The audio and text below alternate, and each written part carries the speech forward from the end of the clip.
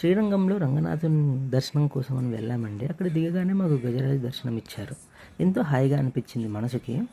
So మాది last batch అవ్వడంతో చాలా క్యూ ఉంది. మీరు చూస్తున్నారు కదా, క్యూ లైన్లో బాగా వెయిట్ చేశాము. ఆ తర్వాత దర్శనం అయిపోయాక అలా బయటికి వెళ్ళి ఒక ప్రదక్షిణ ఇద్దామని వెళ్ళాము. అక్కడ ఉన్న కోనేరుని చూసాము. ఇప్పుడు మీకు చూపిస్తుంది అదే.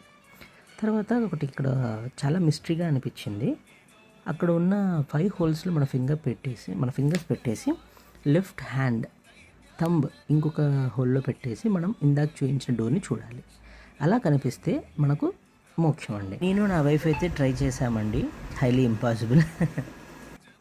ఈ గోపురానికి ఒక ప్రత్యేకత ఉంది. సో మీలో ఎవరికైనా తెలిస్తే ప్లీజ్ కామెంట్ చేయండి. అండ్ ఇక్కడ రంగనాథుడు 3టికి మోక్షాన్ని ఇచ్చాడు. తోకలేని గుర్రానికి, కన్నులేని బల్లికి, మొప్పలేని చాపకి. తర్వాత ఇక్కడ గరుడ ఆల్వార్లు ఉన్నారు.